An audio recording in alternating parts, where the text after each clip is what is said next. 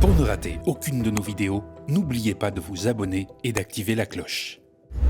Souvenez-vous, c'était en 1998, la France vivait sur un petit nuage, l'aventure qui allait la conduire à sa première victoire en Coupe du Monde de football organisée dans l'Hexagone pour ne rien gâcher. Et Jacques Chirac s'en servait pour se donner à peu de frais une image sympa et populaire, quitte à faire semblant de connaître les noms des joueurs de son équipe.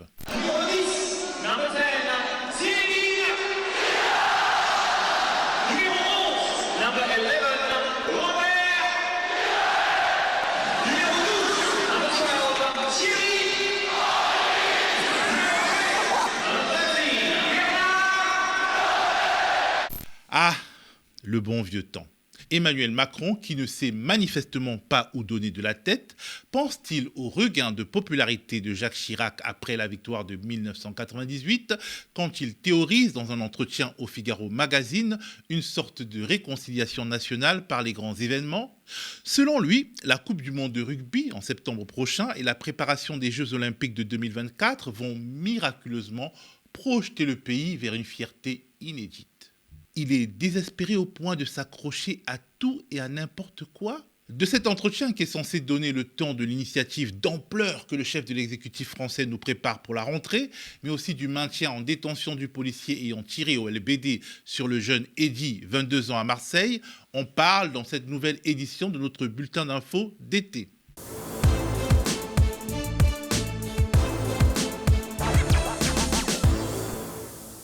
Ok, aux médias, on a un mauvais esprit, tout ça. Normalement, quand on apprend qu'Emmanuel et Brigitte Macron sont en vacances pépouses au fort de Brégançon, on se dit « Ah ouais, et ça coûte combien aux contribuables tout ça ?»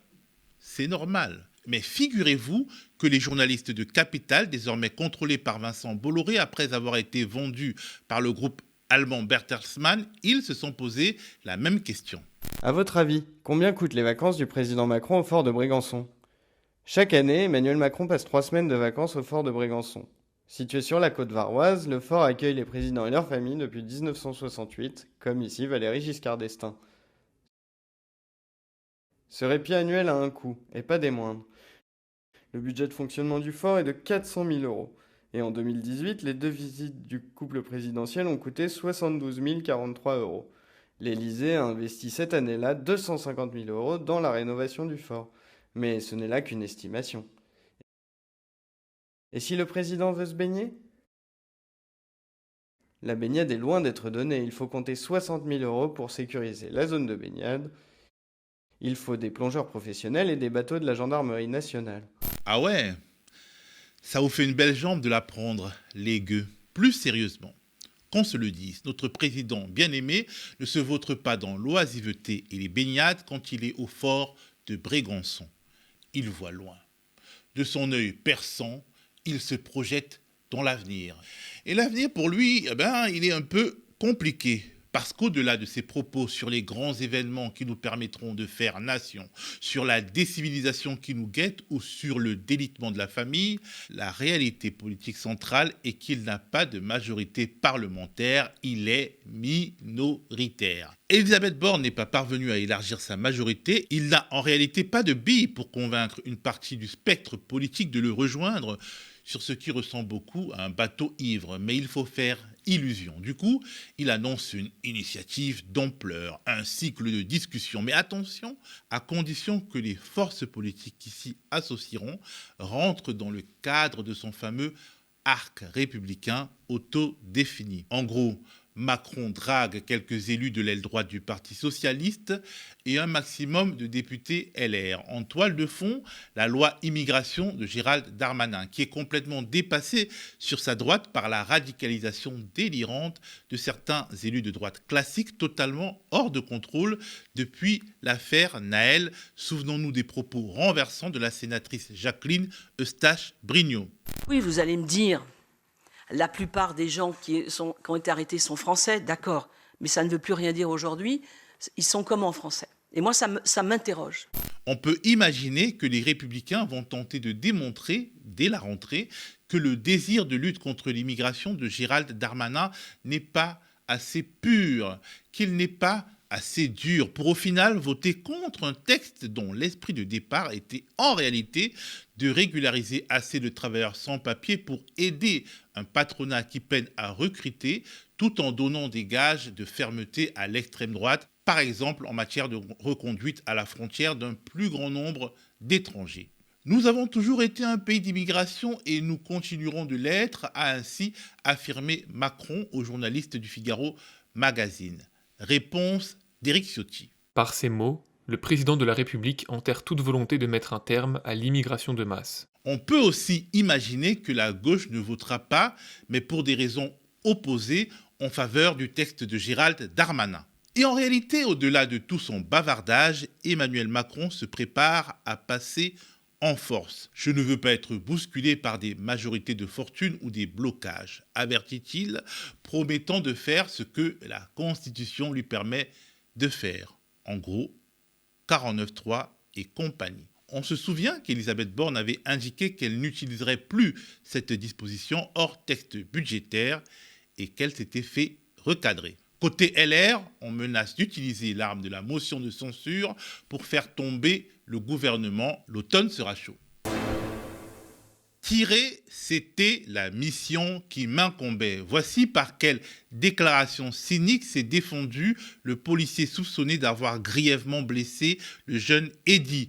Il était entendu ce matin dans le cadre de sa demande de remise en liberté. La décision est finalement tombée ce jeudi après-midi et le membre des forces de l'ordre est maintenu en détention par les juges de la chambre d'instruction de la cour d'appel d'Aix-en-Provence. Des juges qui ont donc suivi les réquisitions de l'avocat général qui souhaitait que soit préservée l'information jusqu'à l'interrogatoire, soulignant le risque d'une concertation frauduleuse. Il aura donc fallu attendre cette audience pour avoir l'aveu du policier qui reconnaît un tir de LBD dans une prise de parole froide et sans remords. Nous avions reçu la consigne de rétablir l'ordre, et j'ai vu 2 individus capuchés, avec plusieurs mouvements dont je ne pouvais pas déterminer la nature, laissant penser qu'une altercation était en cours.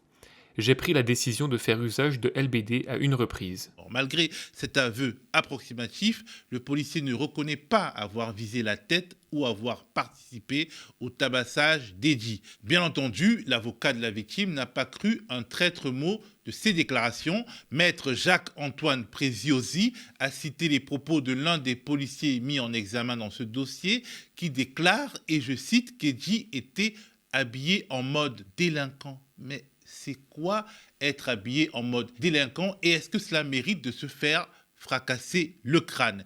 Les explications du policier arrivent après que ses collègues et lui ont tenté de minimiser l'affaire. Heureusement que dans ce cas, comme dans d'autres, des vidéos ont permis de les confronter.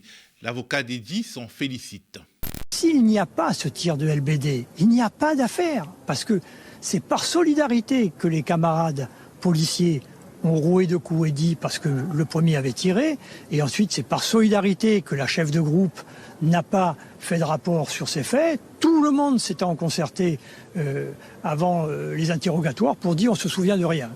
Le problème, c'est qu'il y avait des caméras qui ont révélé des choses toutes autres que celles qu'ils ont affirmées. Pour rappel, 4 policiers sont mis en examen dans ce dossier. Un seul a été incarcéré et les 3 autres ont été placés sous contrôle judiciaire avec interdiction d'entrer en contact avec les co-auteurs, la victime et les autres protagonistes. Que feront donc maintenant les policiers, eux qui n'ont pas manifesté en marge de l'audience d'aujourd'hui, mais qui défendent leurs collègues envers et contre tout? Une chose est sûre, leur patron, Frédéric Vaux, n'est pas prêt de retrouver le sommeil. Les comptes ne sont pas bons. Notre système de retraite serait beaucoup plus déficitaire que ne le prétend le gouvernement. Souvenez-vous, c'était l'argument phare de la Macronie lorsqu'elle voulait nous vendre sa réforme très contestée des Français. Lorsqu'il fallait nous convaincre qu'il faudra d'arrêter d'être des fainéants et travailler plus longtemps pour combler le déficit creusé par 30 ans de gestion catastrophique des finances publiques. Faire des économies à tout prix, le credo d'un certain Bruno Le Maire. Ce régime accusera 13,5 milliards d'euros de déficit en 2030. C'est un fait et c'est aussi un problème grave. Certains prétendent que ce déficit serait négligeable. Mais aucun déficit n'est négligeable. Et chaque euro compte pour un État qui a 3 000 milliards d'euros de dette.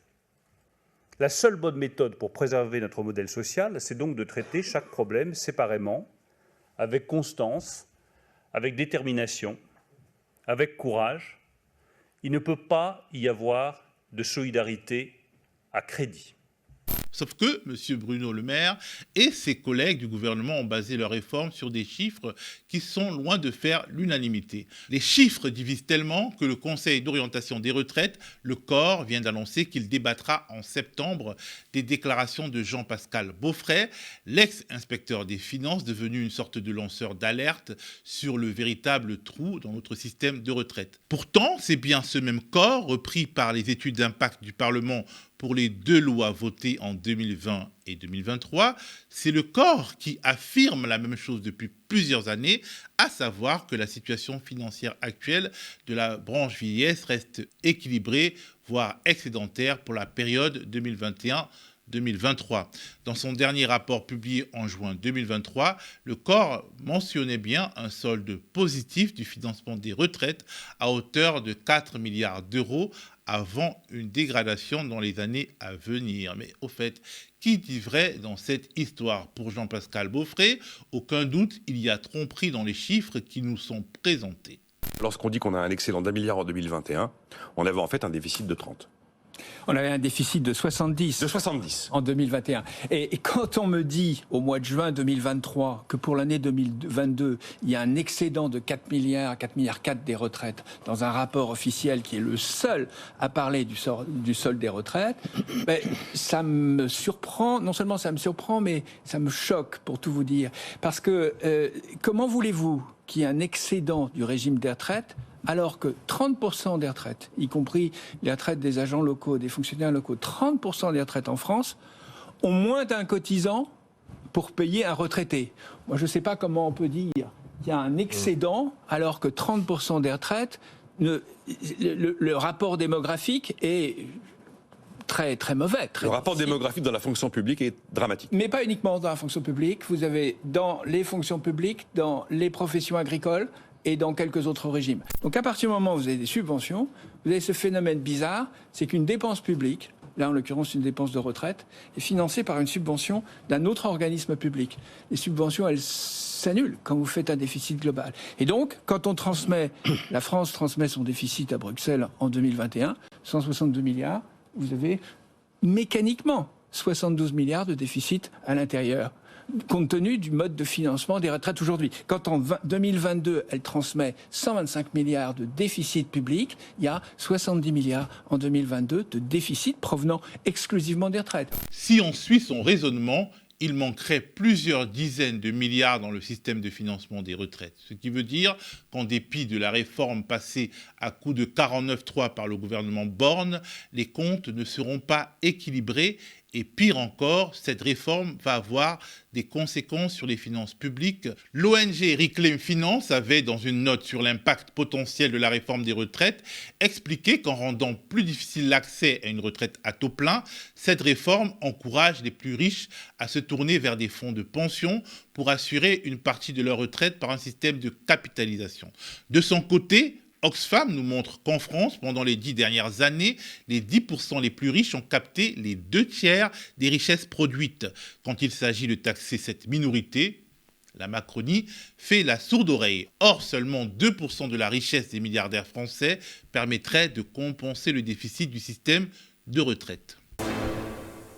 La compagnie aérienne interrégionale Express a été placée ce mardi 2 août en liquidation judiciaire avec poursuite d'activité de 2 mois.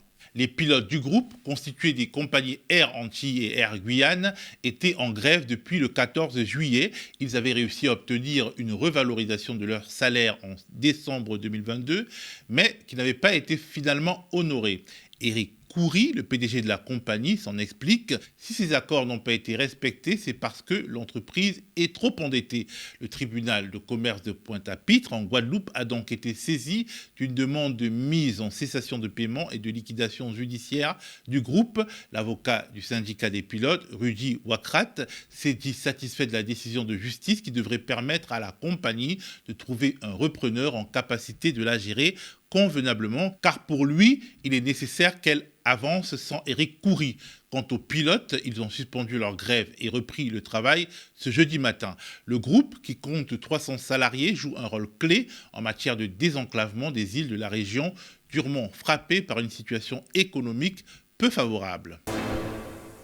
Partout au Soudan, les civils sont confrontés chaque jour à une horreur inimaginable dans le contexte de la lutte acharnée que se livrent les forces de soutien rapide et l'armée soudanaise pour le contrôle du territoire. Alerte Agnès Calamard, la secrétaire générale d'Amnesty International, qui a publié ce mardi 2 août un rapport sur les crimes de guerre et les souffrances des populations civiles prises au piège dans un conflit qui oppose l'armée et les paramilitaires depuis le 15 avril. Ce rapport, intitulé « La mort a frappé à notre porte », recense des informations sur les atteintes massives aux droits humains commises contre les populations civiles pendant les attaques aveugles et délibérées auxquelles se livrent les belligérants.